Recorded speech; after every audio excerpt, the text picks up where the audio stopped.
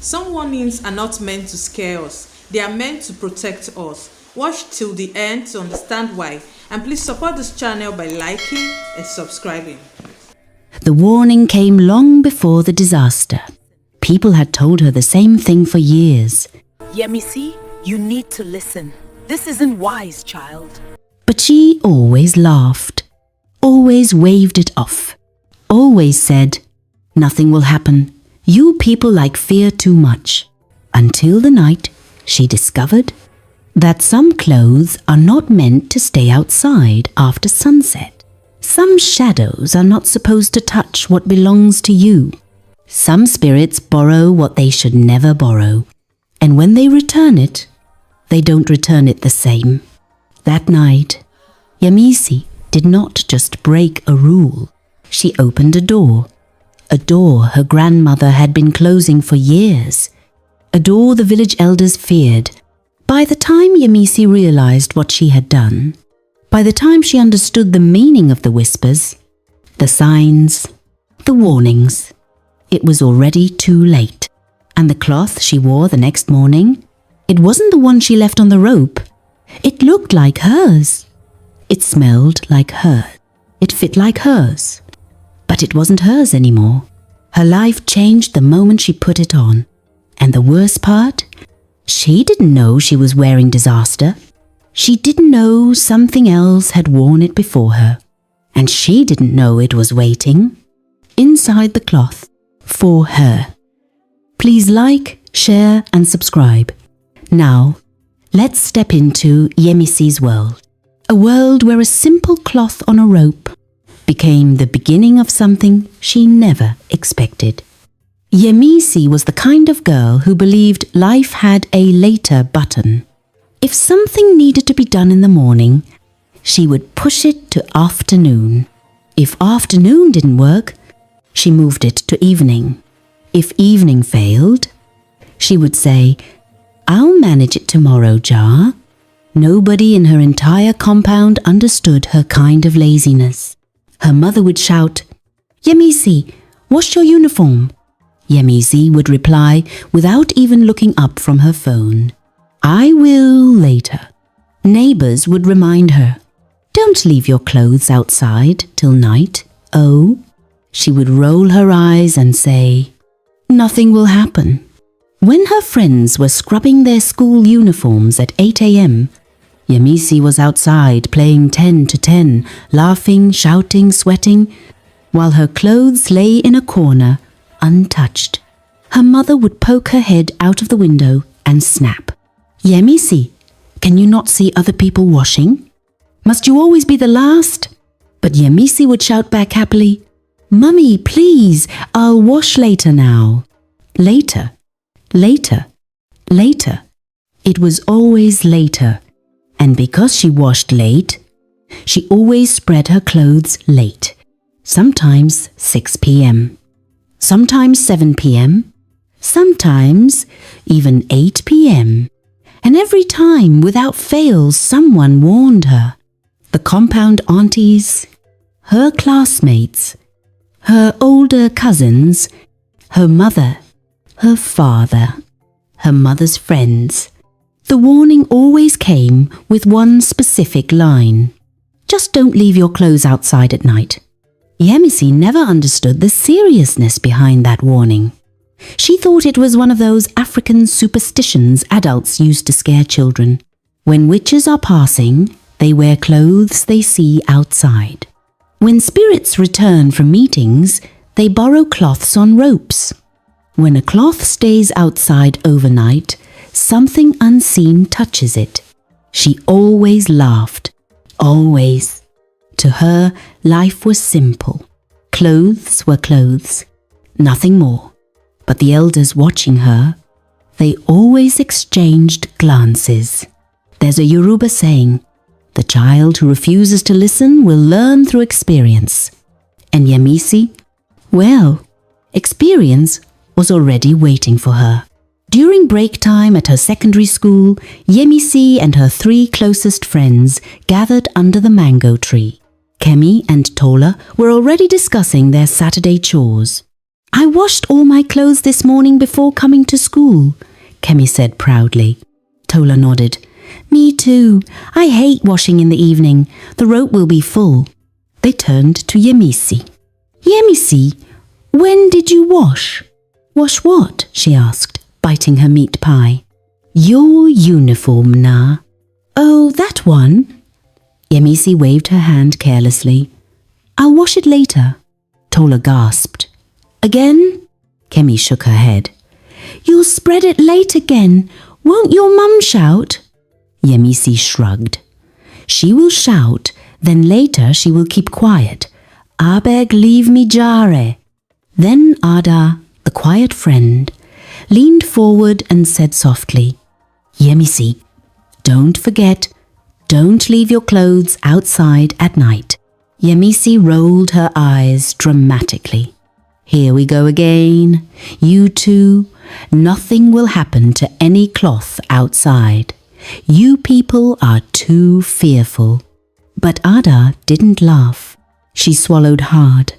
My cousin wore cloth that stayed outside overnight. She paused. And she's still not the same till today. Kemi hissed.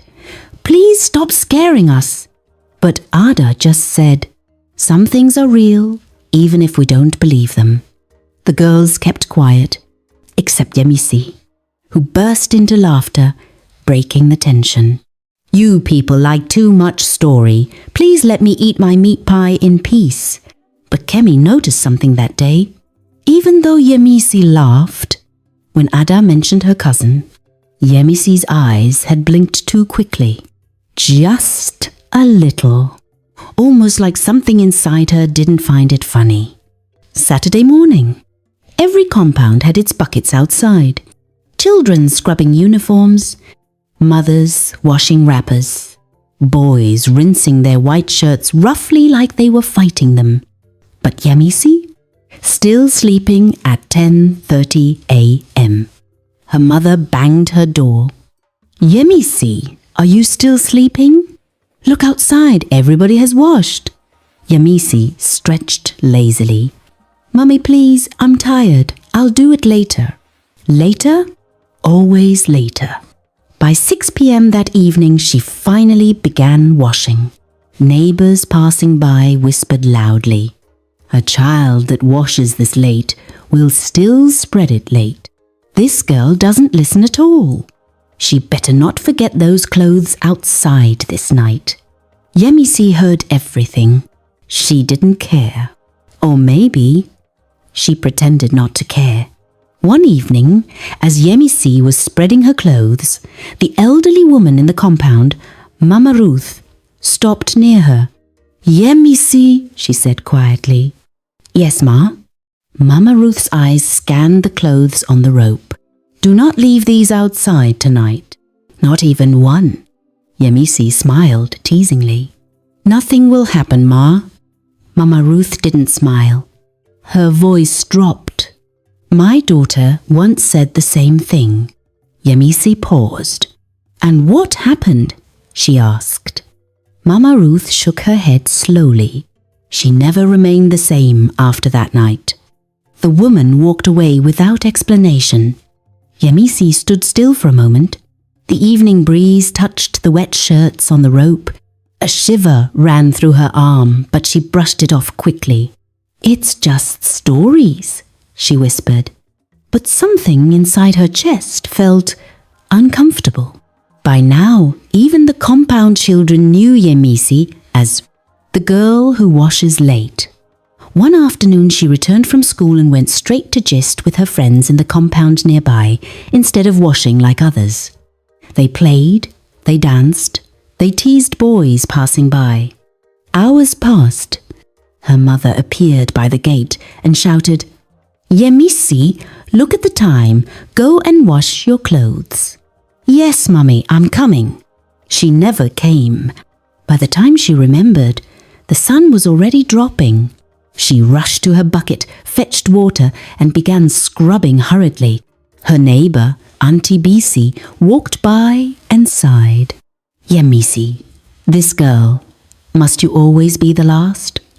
And don't forget, I know, Yemisi cut her off. Don't leave my clothes outside at night. I've heard it 1,000,000 times. Auntie Bisi stared deeply at her. You've heard it, but you have not understood it. Yemisi clicked her tongue and continued washing. One day, her class teacher, Mrs. Ojo, gave a lecture about responsibility. Some of you don't understand the importance of doing things early, she said. Yemisi looked away, pretending she was searching for a pen. Mrs. Ojo continued, when you delay your work, you create room for problems. In life, small delays can open doors you never intended to open. The whole class listened quietly, except Yemisi, who muttered under her breath, Story, story. Her friend Ada whispered, She's talking to you. Yemisi hissed, Leave me, Jare.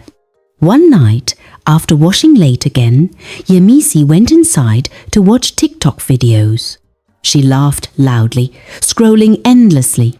Then suddenly, Nepa brought light. The compound shouted with joy. Yemisi jumped up happily, plugged her phone, danced, and forgot everything.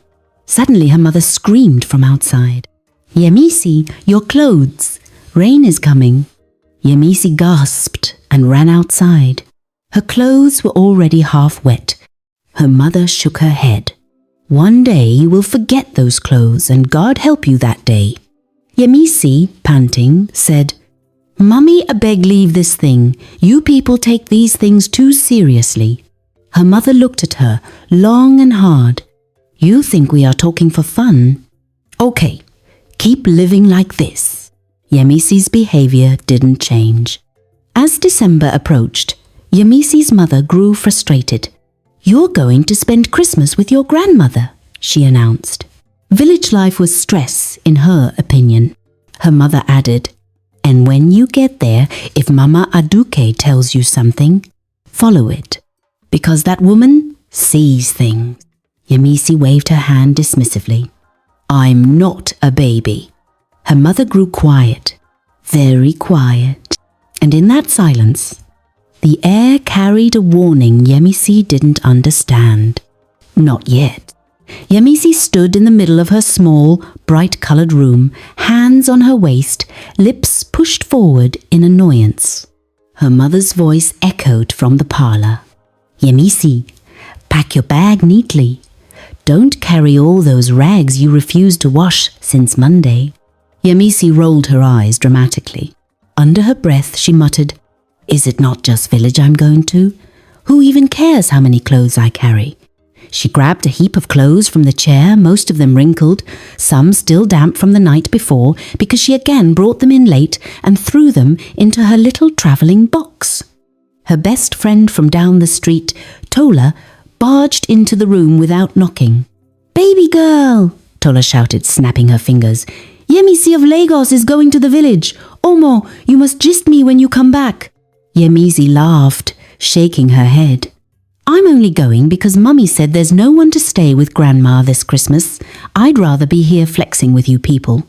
Tola picked up one damp t-shirt and frowned. Yemisi, why is this shirt wet? You washed yesterday, na? I washed in the evening, Yemisi said casually, packing sandals into the box. Tola dropped the shirt quickly, looking irritated. Evening again? Girl, you know day here word. One day you will forget your clothes outside and... She stopped abruptly. Yemisi raised an eyebrow. And what? Thunder will strike them? Tola shook her head. No, but you know what our parents always say? Don't leave clothes outside overnight. Spirits, witches, anything can. Yemisi burst into laughter. Tola, I beg, not you too. You don't join them? What will a witch be doing with someone's clothes? Is it fashion parade? Tola didn't laugh. Tie your mouth. I'm serious. Yemisi zipped her box loudly. Nothing will happen. Before something happens, it must fear me first. Tola looked uncomfortable but forced a smile. Okay, shall call me when you get there. As Tola left, Yemisi's mother entered the room, hands akimbo. What kind of packing is this? Do you think your grandmother will tolerate dirty clothes? Did you wash everything I told you to wash? Mummy, I will wash when I get there. Her mother gasped in frustration. You procrastinate too much, always postponing chores till evening. One day you will understand why people say early morning work is protection. Yemisi didn't respond. She was too excited about going somewhere new, too confident nothing in this world could touch her. If only she knew. The bus journey was long. Villages passed like silent stories, mud houses, farmlands, palm trees waving lazily, women carrying firewood, little children chasing goats. One Yemisi arrived at Mama Aduke's village. The Harmattan breeze slapped her gently across the face. The air felt different, older, quieter. Watching, Mama Aduke was waiting outside her compound, a soft smile on her wrinkled face. My daughter, she sang as Yemisi jumped down from the bus. You have grown. Yemisi hugged her tightly. Mama Aduke, your girl is here, oh. As they walked inside, Mama Aduke carried her box on her head, as if it weighed nothing. Inside the compound, Yemisi scanned the surroundings. A clothesline hung between two trees. Firewood leaned against a kitchen hut. A clay pot sat under the shade, dripping cool water. Everything felt peaceful, almost too peaceful. By the fourth day, her clothes were finished. Annoyed, Yemisi finally carried a bucket outside at around 6 p.m., just when the sun was bowing out. She soaked her clothes and scrubbed lazily, humming a song. Mama Aduke came outside immediately. Yemisi, don't wash now. Wait till morning. Mama, please, it's not that deep. I just want to wash small. Mama Aduke's eyes widened with fear. Yemisi didn't understand. Then promise me you will not leave those clothes outside at night. No matter what, bring them inside. Yemisi nodded quickly because she wanted Mama to stop talking. Okay, Mama, I promise. She didn't mean it. She just wanted peace. By the time she finished washing and spreading the clothes, night had already crawled into the sky. She planned to return in 30 minutes. But village nights are tricky. A small distraction becomes a big forgetfulness. Mama Aduke called her for dinner. Then they began talking. Then power went off. Then Yemisi got sleepy. Then she slept, and her clothes remained outside, floating gently in the cold night breeze. Nothing happened, or so she thought. Yemisi woke up to the smell of wood fire and pap. She stumbled outside, lazily, and froze. Her clothes were still on the rope exactly as she left them. She smiled. A victorious, proud, childish smile. Mama Aduke was sweeping the compound. Yemisi, you forgot the clothes. Yemisi laughed loudly. Mama, see? They are fine. Nothing happened. Mama Aduke looked disturbed. That is not the point. Something could have happened. But it didn't, Yemisi said confidently. Village people exaggerate too much. Mama Aduke sighed deeply. This girl will learn the hard way. Yemisi didn't even hear her. She was already dancing around the compound, celebrating her freedom from superstition. Later that day, Yemisi hung out with a village girl her age named Adebola. Adebola was kind, gentle, and very respectful, everything Yemisi was not. As they fetched water together, Adebola said softly, I heard you left your clothes outside last night. Yemisi rolled her eyes. You too? Adebola continued, voice trembling. My cousin wore her clothes after forgetting them outside. She fell sick the next day. They said witches wore them during their meeting. Yemisi burst out laughing. Adebola, look at me. Do I look like someone witches will use for fashion show? Adebola didn't laugh. They don't choose by beauty. They choose by opportunity. That night, Yemisi washed again. And again, nothing happened. She smirked at Mama Aduke the next morning.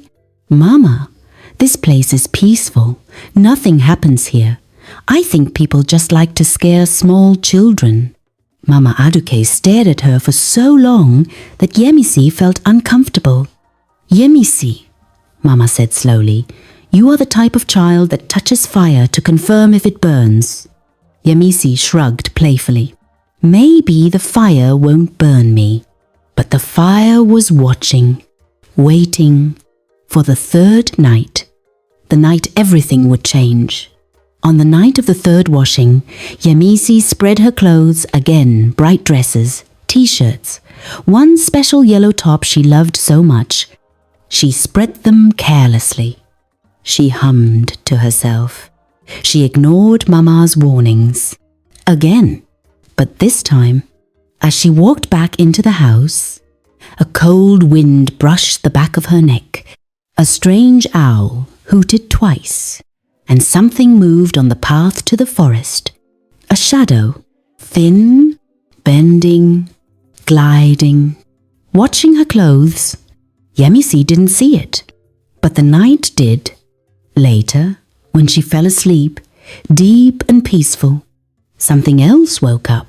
Something old, something silent, something that travelled without footsteps. It moved toward the clothesline, touched the yellow top, lifted it, and wore it to the coven.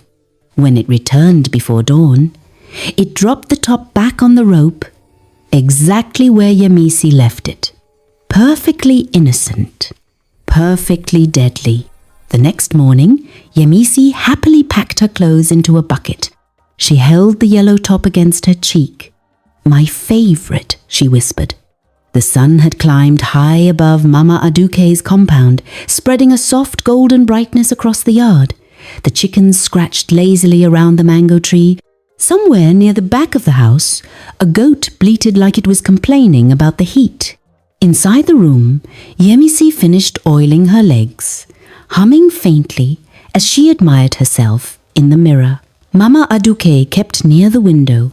She had laid out 3 tops on the bed, a white one, a blue one, and the yellow one she spread outside the night before. Her hand went straight for the yellow top. It was her favorite. Bright, stylish, soft. And earlier that morning when she picked it from the rope, it even smelled fresh like dew and morning breeze. She didn't know it had been worn by something that wasn't human. She slipped it over her head. At first, everything was normal. Then, just as she adjusted the hem and turned to the mirror, a small shiver crawled down her spine. Not cold, not fear, more like someone dragging a fingertip across her skin from the inside. She froze. She touched her stomach. The shiver disappeared. She muttered. Maybe the cloth is just cold. She continued dressing. But the second sign came when she combed her hair. Her hand trembled suddenly just for 1 second, then steadied again. She blinked. What was that now? Then she noticed a very faint, almost invisible rash forming just above her collarbone. Tiny, pinkish, harmless looking. She rubbed it. It didn't hurt. It didn't itch. It didn't burn. Just strange. Maybe mosquito, she said, and continued getting ready. But as she stepped outside to join Mama Aduke and her friend Taye under the mango tree, a sharp dizziness washed over her like the ground moved and returned to place. She grabbed the door frame quickly. Mama Aduke looked up sharply. Yemisi, are you all right? Yes, Ma. I just stood up too fast. The dizziness passed. She smiled and walked toward them, trying to ignore the strange sensation slowly building in her body as if her heartbeat had an echo. Only Yemisi felt it. Only Yemisi knew something wasn't right. But her stubborn heart refused to listen. She sat down, trying to appear normal, unaware that this small beginning was the first step into calamity. By evening, the rash had spread. Not in a frightening way, not yet. It looked like heat rash, except it glowed faintly, like new bruises that hadn't turned red. Yemisi rubbed shea butter on it. Maybe it's from the sun, she whispered. But deep inside her chest, she felt a tightness as if a hand gently squeezed her lungs once in a while. Subtle, but not normal. During dinner, Mama Aduke watched her with one eyebrow raised. "You're quiet this night," she said, pouring stew over Yemisi's rice. "I'm fine," Yemisi forced a smile. "Just tired." But while lifting her spoon, her hand shook again slightly, but enough for Mama Aduke to notice. "My daughter, are you sure you're not falling sick?" "No, Ma," Yemisi insisted too quickly. She looked away, embarrassed. She didn't want Mama Aduke linking anything to those clothes. Not after she had bragged that nothing would ever happen. That evening, she walked to the bathroom to fetch water for her bath. Halfway there, a wave of weakness washed through her knees. She bent over slightly, blinking, breathing, trying to steady herself. "What is wrong with me?" she whispered. As she straightened up, something else caught her eye, her shadow on the ground. It looked normal at first, but after 2 seconds, the shadow's shoulders rose before her body actually moved. She blinked hard, rubbed her eyes. The shadow looked normal again. She shook her head quickly. "I'm just tired. I'm just imagining things," she whispered, but her heart started beating faster. Inside the bathroom, she removed her top to bathe and gasped. The rash had spread even more.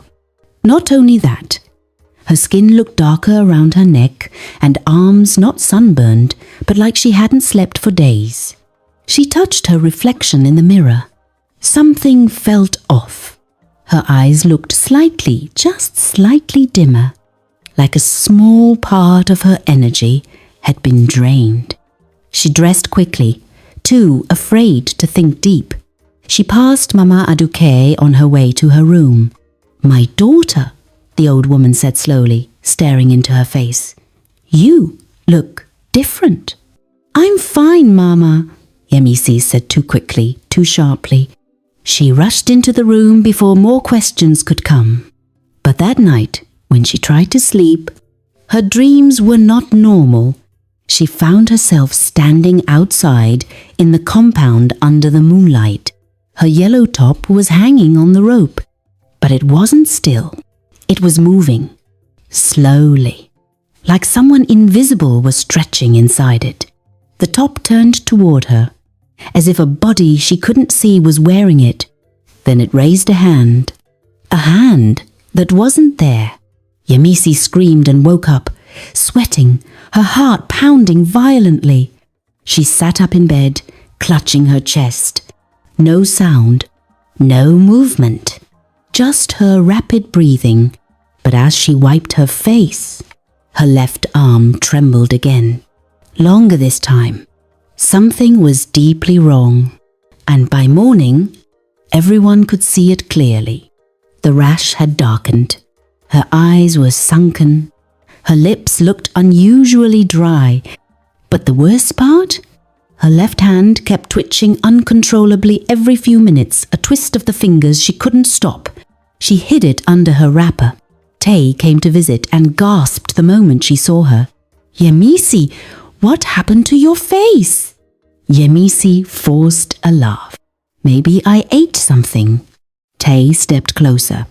No, this doesn't look like food allergy. This looks like something touched you in the night." Yemisi stiffened. touched me how. Tay swallowed, her voice dropping to a whisper.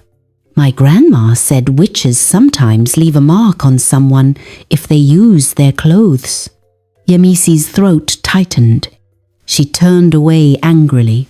Beg, stop talking nonsense. But Tay didn't look convinced.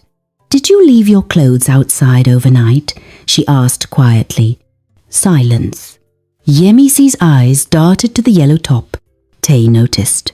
Her voice dropped even lower. That top, was that the one you left outside? Yemisi's heart pounded loudly. Too loudly? It's nothing, she whispered. Nothing happened. But at that moment, a sharp pain sliced through her stomach. She bent over with a small cry. Tay screamed, Mama Aduke! Within seconds, Mama Aduke rushed in. Yemisi was on her knees, holding her stomach, her breath shallow and shaky. Ah, Yemisi, talk to me. What is it? I don't. No, she gasped. My body, something is wrong. Mama Aduke knelt beside her, touching her forehead. It was burning hot. Yee, Ajay! Oh! Mama Aduke whispered under her breath, a prayer, a fear, a knowing. Tay looked terrified. Mama, should we call her parents? Mama Aduke nodded slowly, fear settling in her bones. Yes, call them now. For the first time since Yemisi arrived, Mama Aduke's hands trembled. She had seen this sickness before, many years ago, and it always started the same way. Rashes, weakness, shaking, nightmares, and then a burning fever that did not respond to herbs or medicine. A sickness only caused when a witch had worn someone's clothes to their meeting. As the pain twisted Yemisi's stomach again, she cried out, Mama, please help me. I'm scared. Mama Aduke held her close, heartbreaking. My daughter, I warned you. And Yemisi sobbed into her grandmother's wrapper, whispering, Mama, I didn't listen. By afternoon, Yemisi could barely stand. Her fever was rising non-stop. Her skin had darkened in patches. Her breathing came in shaky bursts. But what scared Mama Aduke the most was the way Yemisi sometimes stared at empty spaces, as if something was standing there. By evening, Yemisi's parents arrived in a rush. Her mother burst into tears at the door. My child, what happened to her? Mama Aduke, what did you allow to touch my daughter? Her father knelt beside the bed, touching Yemisi's hand gently. Yemisi, can you hear me? She opened her eyes slowly. Daddy? Her voice was weak, broken. Her mother cried harder. Who did this to my child? Mama Aduke sighed deeply. It is not who, it is what. Her father looked at her sharply. What do you mean? Mama Aduke pointed at the yellow top folded on the chair. That cloth is the beginning of her trouble. Her mother blinked in confusion. The cloth? A cloth made my daughter sick? How? Mama Aduke's voice dropped to a heavy whisper. Because a witch wore it last night. Silence fell. Her parents stared at her, horrified. But Yemisi began to cry softly, her voice trembling. Mummy, I forgot the clothes outside. I didn't listen. Her mother held her cheeks gently. My child, why didn't you listen? Yemisi sobbed harder. I thought nothing would happen. Her father turned to Mama Aduke. What do we do now? Mama Aduke wiped her face with her wrapper. The night air around Mama Aduke's compound was heavy.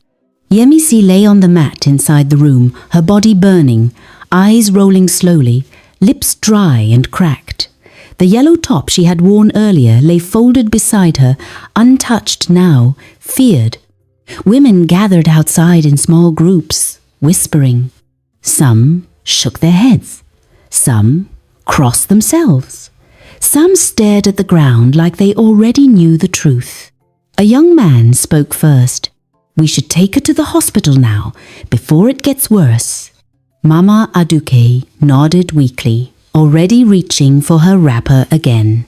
But before she could stand, an old woman sitting cleared her throat. No, she said firmly. This one is not hospital.